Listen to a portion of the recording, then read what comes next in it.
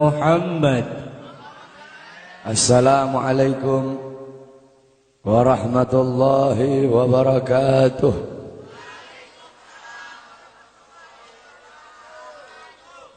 Bismillahirrahmanirrahim.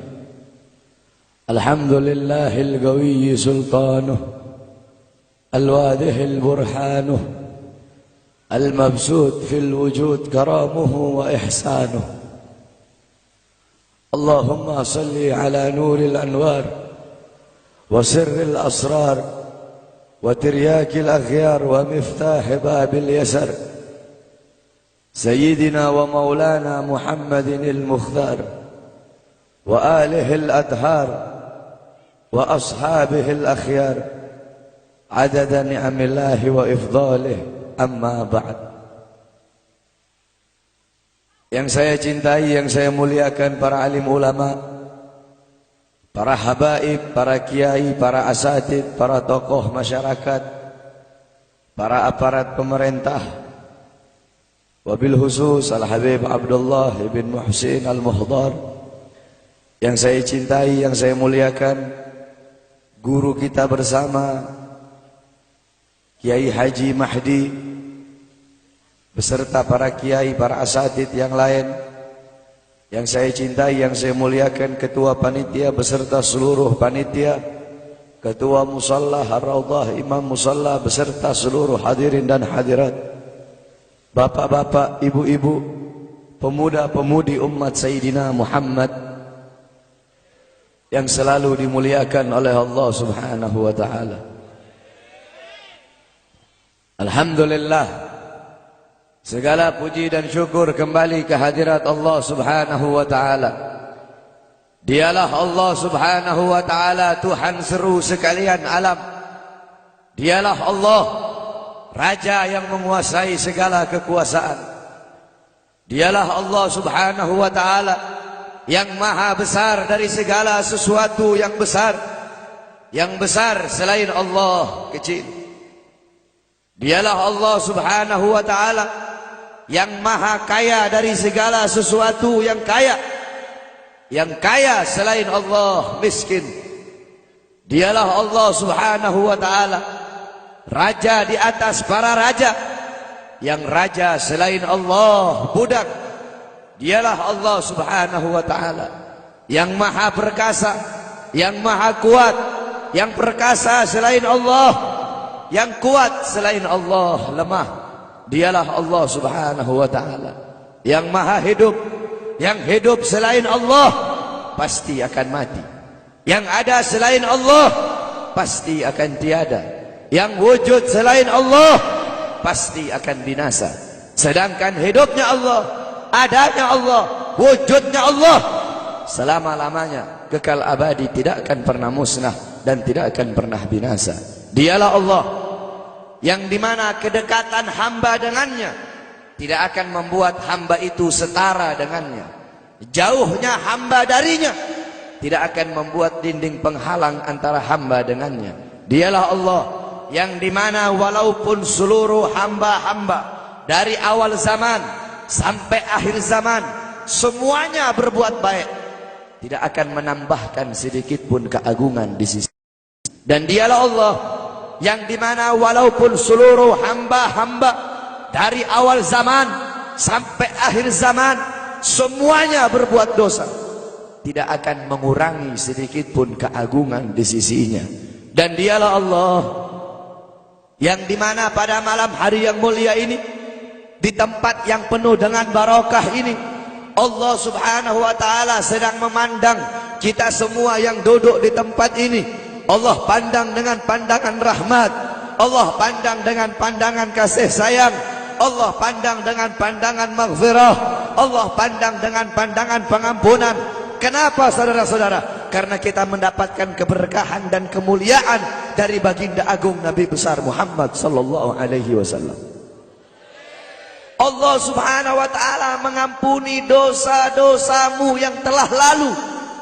Mulai dari langkahan kaki kalian dari rumah kalian menuju ke tempat ini. Dari tempat ini kalian pulang menuju ke rumah. Di situ Allah ampuni dosa-dosa yang akan datang. Kenapa? Karena duduknya kita di sini mendapatkan barokah dari para ulama. Duduknya kita di sini mendapatkan barokah dari orang-orang saleh. Kita duduk di sini berkumpul bersama para kiai, berkumpul bersama para ustadz, berkumpul bersama orang-orang saleh. Qala Rasul sallallahu alaihi wasallam, "Man zara aliman fa ka'annama zarani, man safa aliman fa ka'annama safahani, man jalasa aliman fa ka'annama jalasani fid dunya, faman jalasani fid dunya ajlastuhu ma'i yaumal qiyamah." Berkata Rasulullah sallallahu alaihi wasallam, siapa orang yang mendatangi ulama, mendatangi kiai, mendatangi ustadz, mendatangi guru-guru agama, sama seperti kalian mendatangiku, kata Rasul. Siapa orang yang musafahah, mencium tangan ulama, mencium tangan kiai, mencium tangan guru-guru agama, sama seperti kalian mencium tanganku. Dan siapa orang yang di dunia duduk berkumpul bersama ulama, duduk berkumpul bersama orang-orang soleh, duduk berkumpul bersama para kiai, sama seperti kalian duduk denganku di dunia.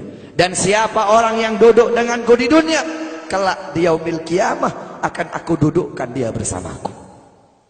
Orang-orang yang beruntung di akhirat, orang-orang yang berbahagia di akhirat, bukanlah orang-orang yang hanya datang sekedar bawa pahala salat, yang hanya datang sekedar bawa pahala zakat, yang hanya datang sekedar bawa pahala haji. Akan tetapi orang-orang yang beruntung di akhirat, orang-orang yang kedua matanya dihalalkan oleh Allah untuk memandang wajah indah baginda Sayyidina Muhammad.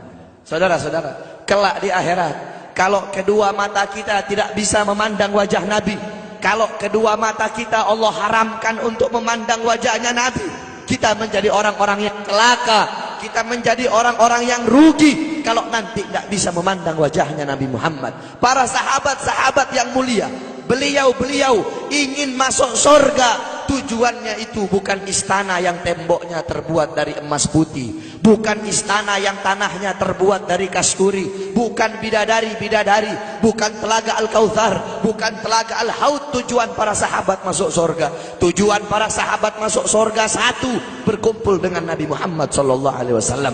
Andaikan di surga tidak ada Nabi, para sahabat tidak ingin masuk surga, saudara-saudara. Sayyidina Ja'far bin Abi Thalib, Ja'far At-Tuyar, Ja'far At-Tuyur yang berterbangan di surga.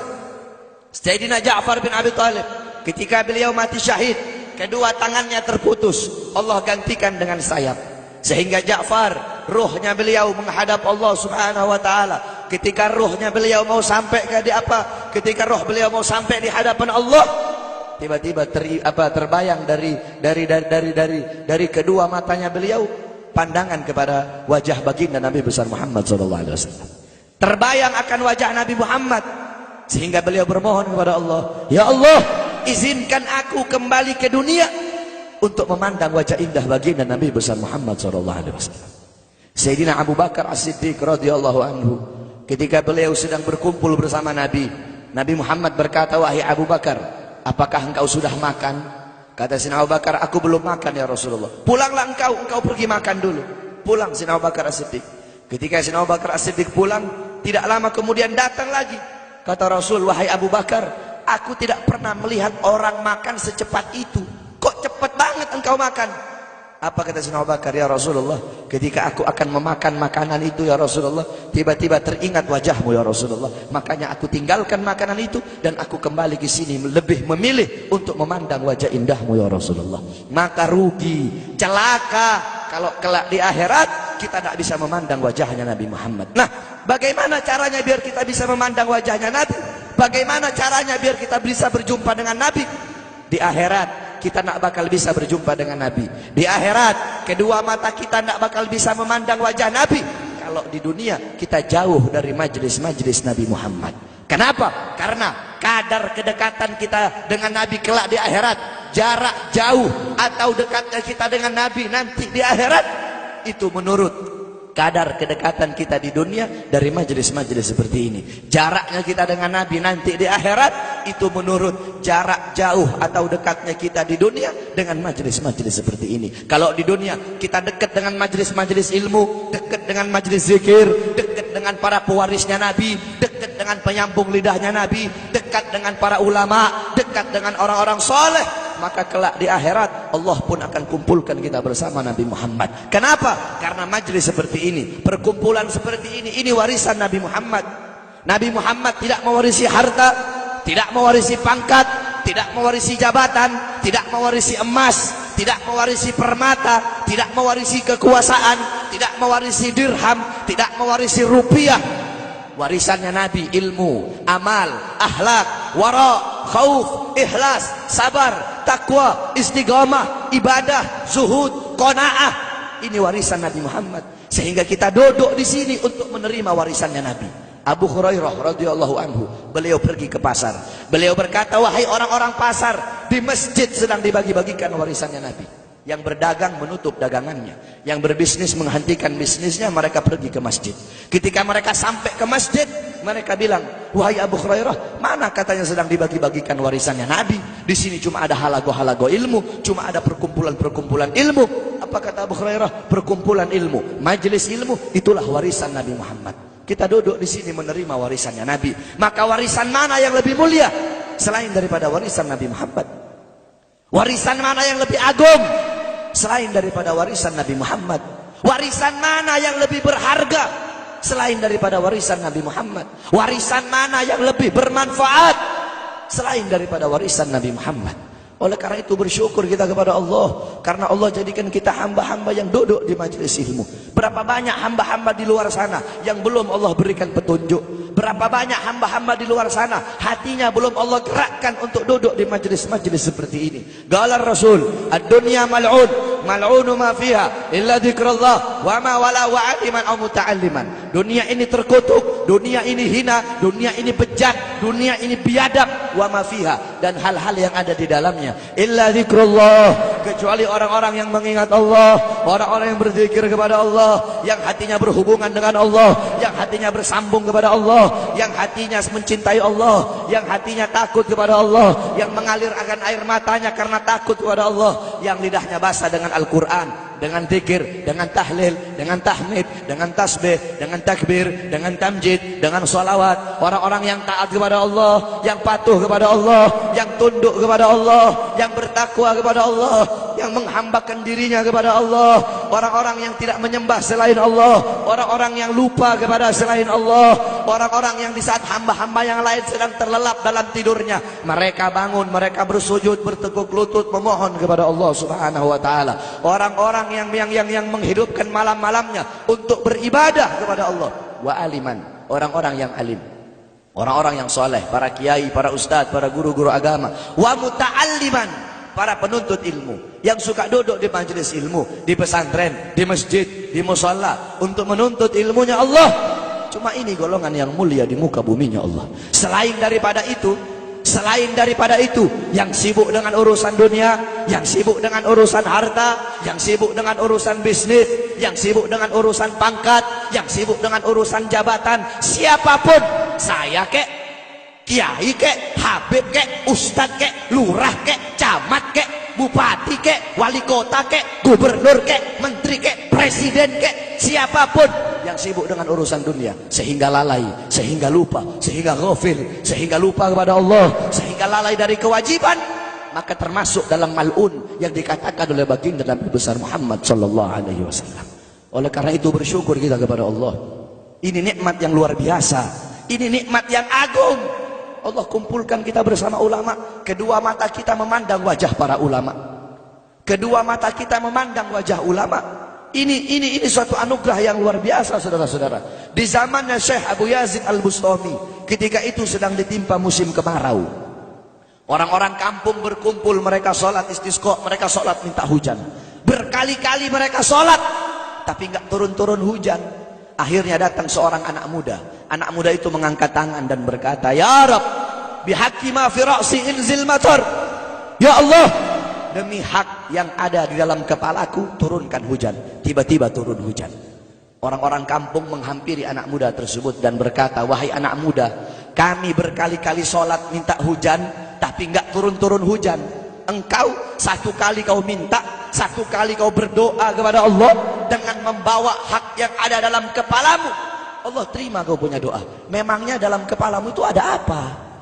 Anak muda tersebut berkata, Di dalam kepalaku ada kedua bola mata, yang dimana kedua bola mata ini pernah aku gunakan untuk memandang wajahnya Syekh Abu Yazid Al-Bustami.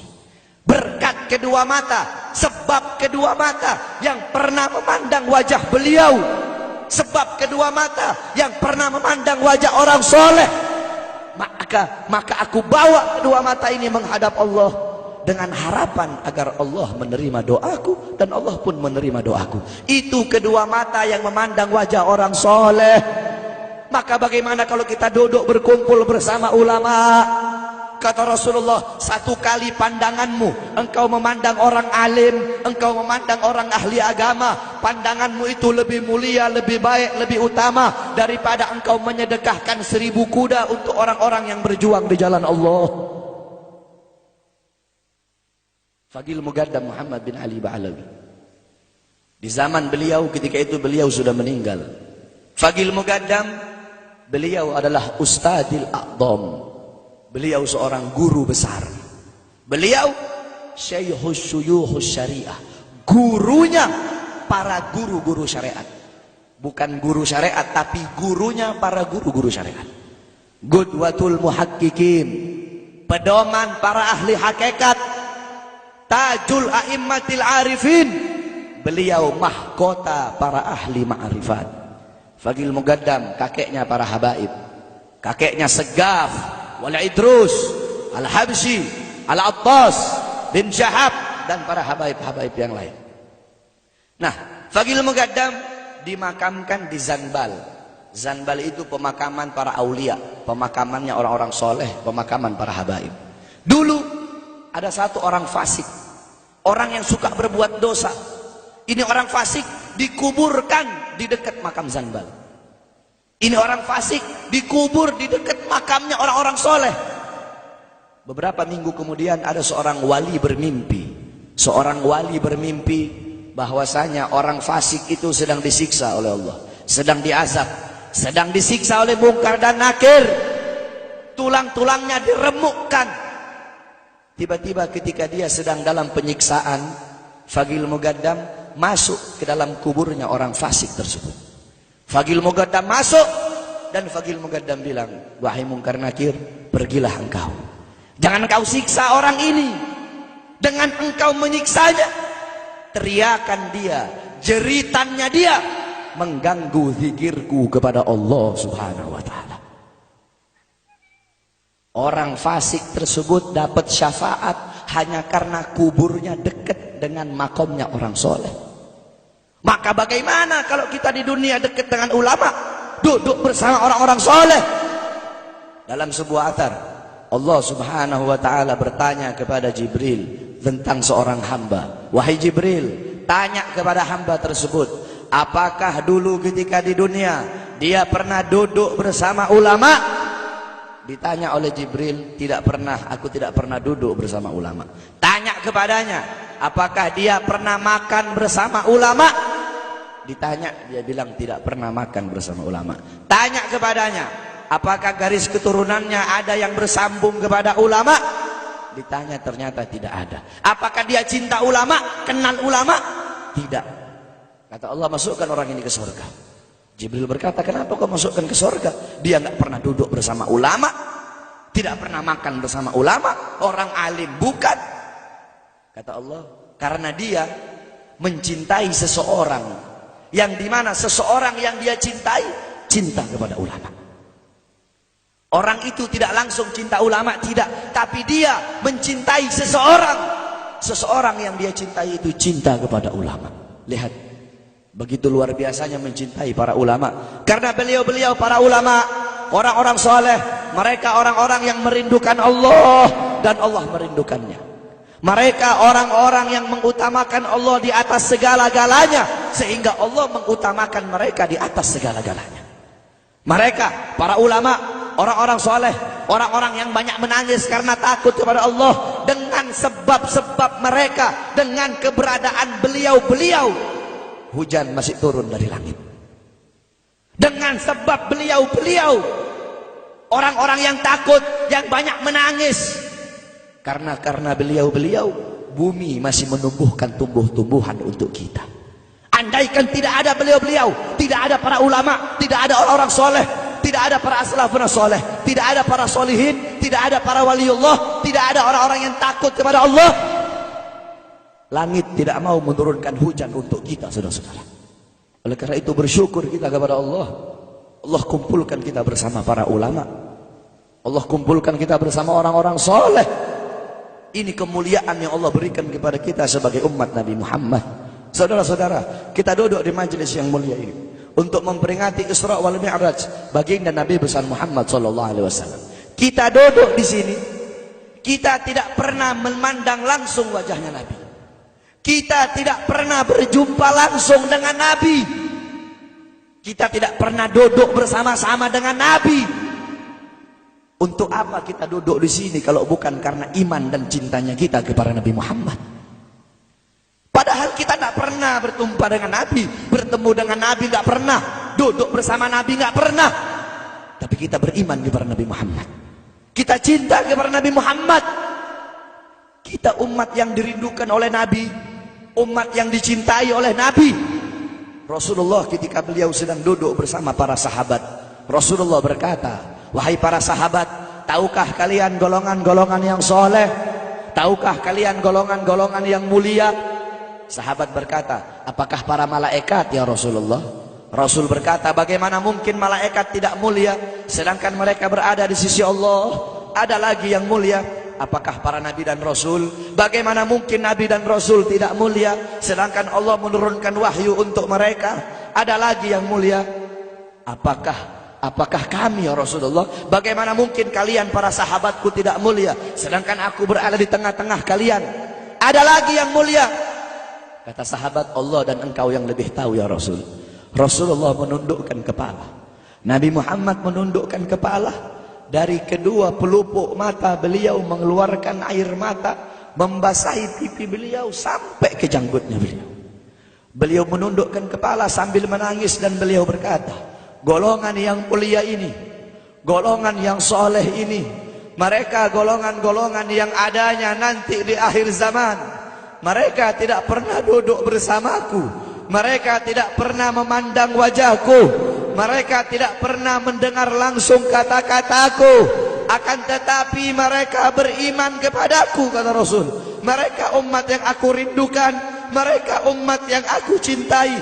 Tuba liman yarani wa amana bi, wa tuba summa tuba summa tuba liman lam yarani wa amana bi. Sungguh beruntung orang-orang yang beriman kepadaku, kemudian orang-orang yang melihatku kemudian beriman kepadaku.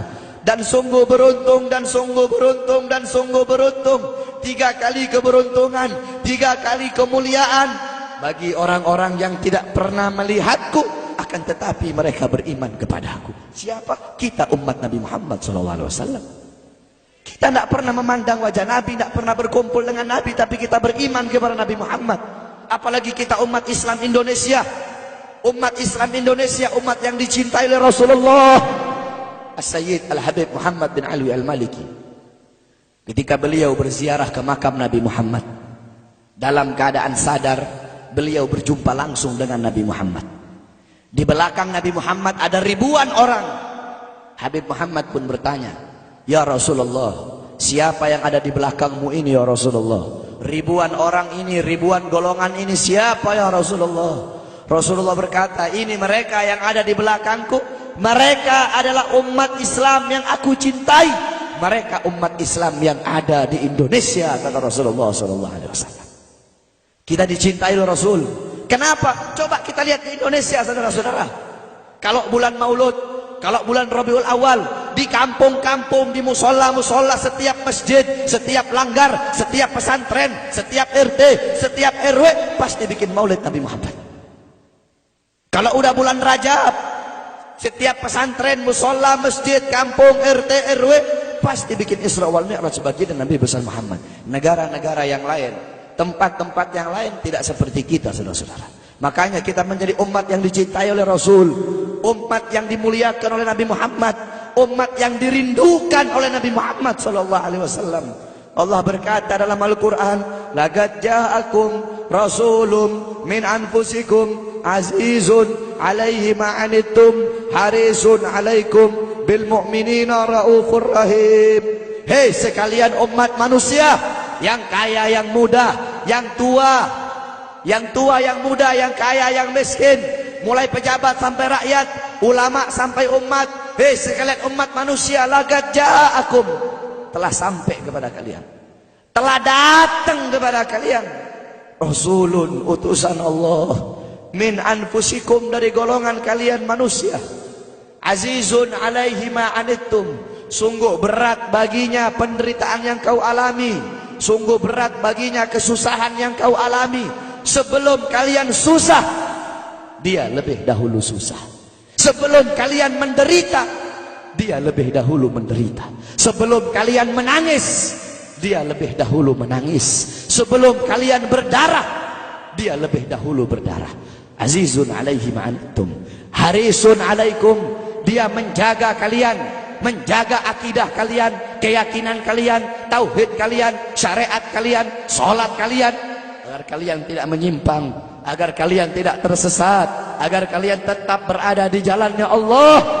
Bil mu'minina raufur rahim, kepada orang-orang yang beriman beliau sangat cinta, beliau sangat sayang, beliau mencintaimu sebelum engkau mencintainya, beliau merindukanmu sebelum engkau merindukannya. Siapa beliau? Siapa dia? Dia adalah seorang manusia yang mengorbankan jiwanya, mengorbankan nyawanya, mengorbankan darah dan hartanya demi kita sebagai umat.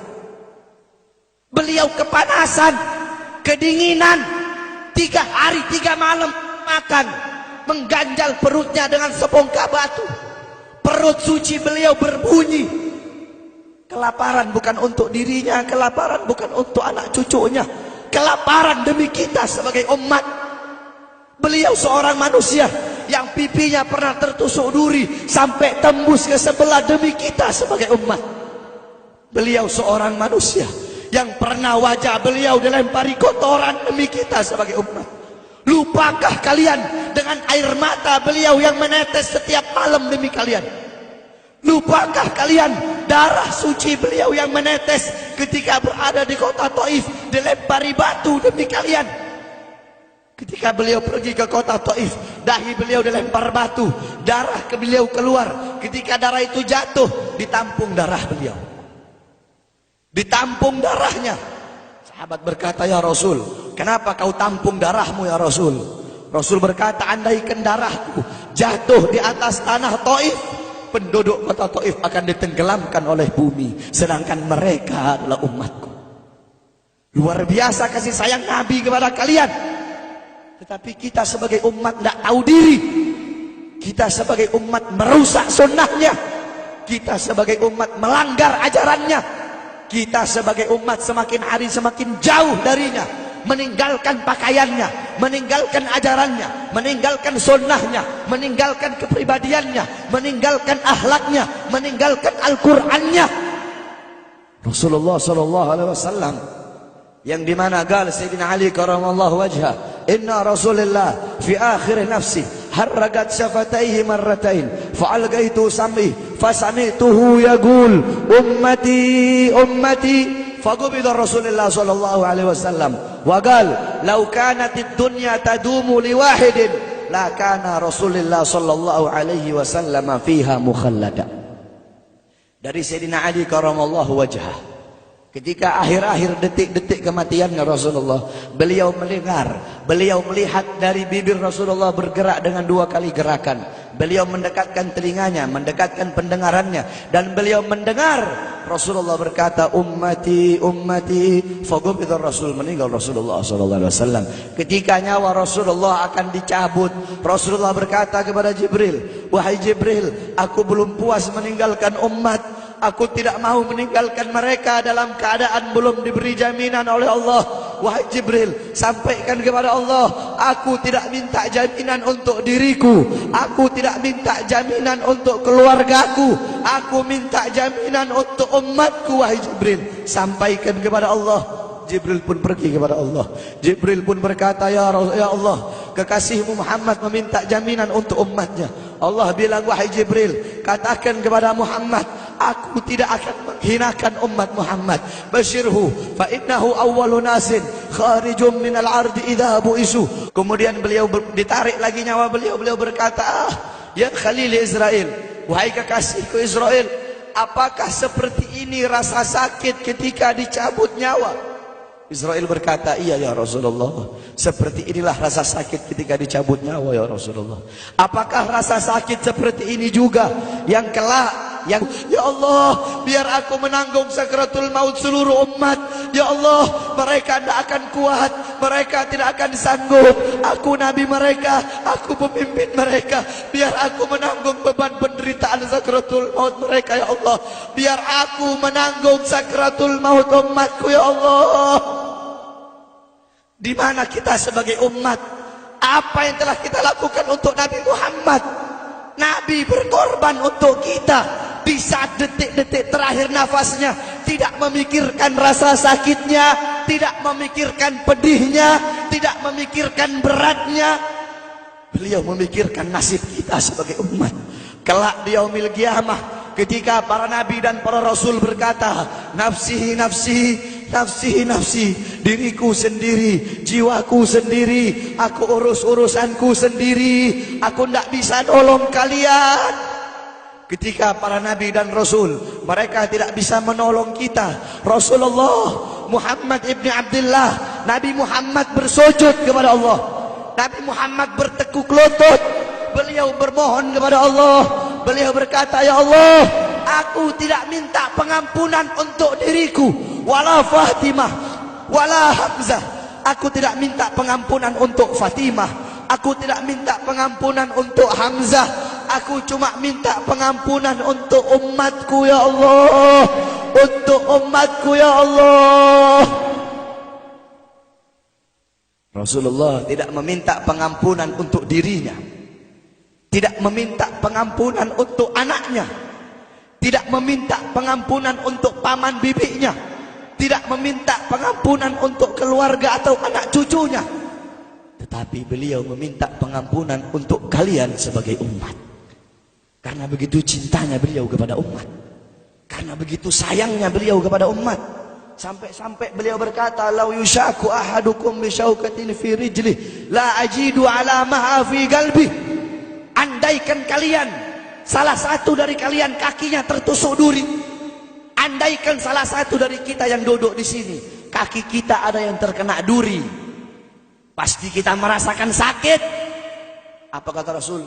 Maka aku tidak merasakan apa yang kalian rasakan, kecuali yang aku rasakan sampai dalam hati aku rasakan rasa sakit kalian. Lihat bagaimana cintanya Rasul kepada kita. Apa yang sudah kita lakukan untuk Nabi?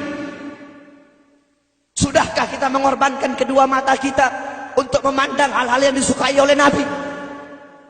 Sudahkah mengorbankan kedua tangan kita memberi makan golongan-golongan yang dicintai oleh Nabi?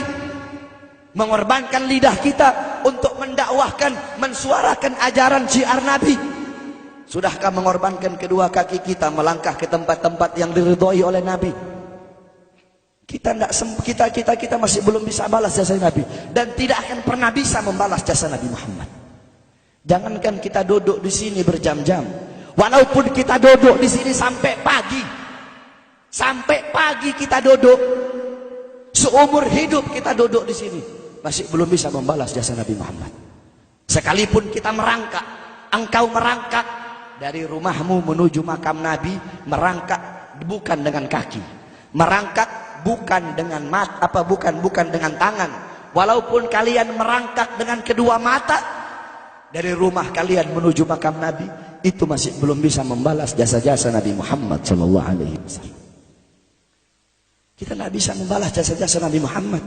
Kecintaan kita tidak ada apa-apanya. Apakah kecintaan kita lebih besar daripada kecintaan seorang anak kecil yang ada di zamannya Syekh Abdurrahman Ad-Dibai?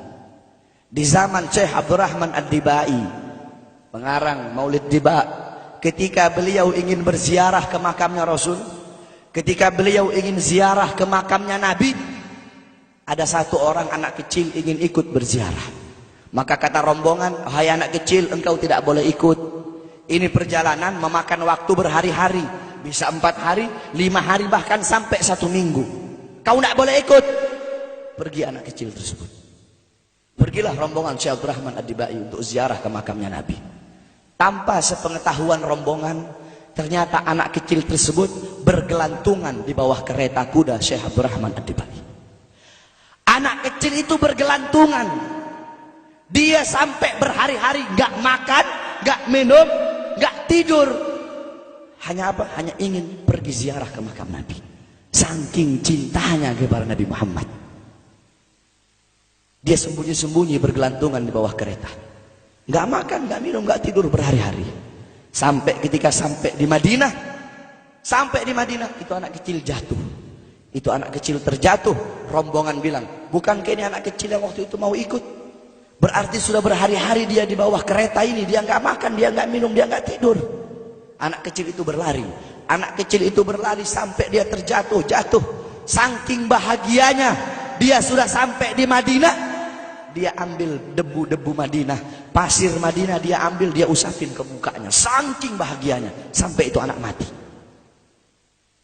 Anak kecil tersebut mati membawa kecintaannya kepada Nabi Muhammad.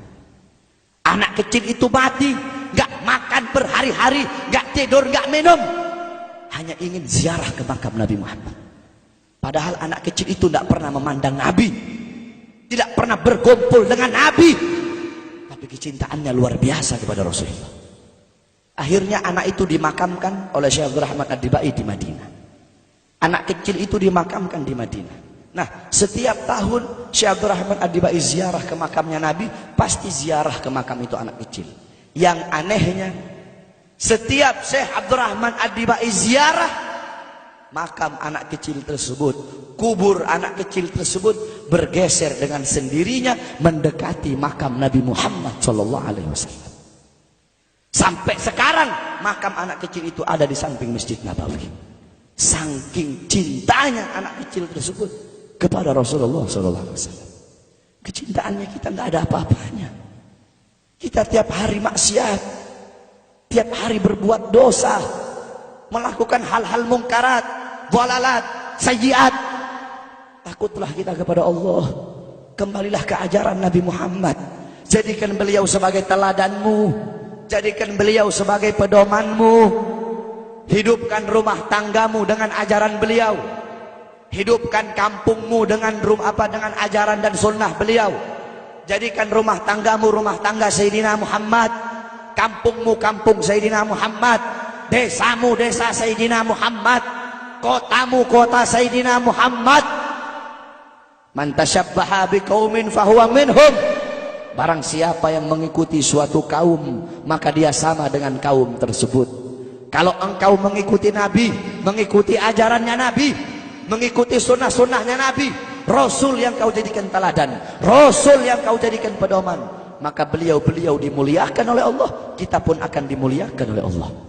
Kita lihat anak-anak muda kita zaman sekarang, pemuda-pemudi kita zaman sekarang, yang dijadikan teladan bukan Rasul, yang dijadikan teladan bukan Nabi Muhammad, bukan sahabat, bukan ahlul bait, bukan tabi'in, bukan ulama, bukan solehin. Anak-anak muda kita mengikuti budaya barat, mengikuti pola pikir barat, gaya hidup barat, gaya berpakaian barat, meninggalkan ajaran Nabi Muhammad, meninggalkan pakaian Nabi dan memakai pakaian musuh-musuh Nabi Muhammad, meninggalkan kepribadian Nabi dan memakai kepribadian musuh-musuh Nabi Muhammad SAW. Berapa banyak anak-anak muda kita di Indonesia rela menahan sakit, rela menahan sakit, menindik kupingnya, dia tindik kuping, tindik bibir, tindik telinga, semua satu muka ditindik, ditato, rela tahan sakit. Untuk apa? Untuk mengikuti idolanya orang-orang barat. Tetapi sudahkah anak-anak kita rela menahan sakit, duduk lama-lama di majelis Nabi Muhammad? Sudahkah anak-anak muda kita rela menahan sakit, iktikaf di masjid? Kenapa? Karena kita sebagai orang tua lalai dalam mendidik anak. Bapak-bapak zaman sekarang sibuk cari harta untuk ngasih makan jasmani anak-anaknya, tetapi lupa memberi makan ruhani, jiwa dan hati anak-anaknya. Apakah kau pikir kewajiban sebagai bapak cuma kasih makan jasmaninya saja, ruhaninya, jiwanya, hatinya tidak kau kasih makan. Hati 3 hari gak kena ilmu, hati mati. Tanyakan bapak-bapak, tanyakan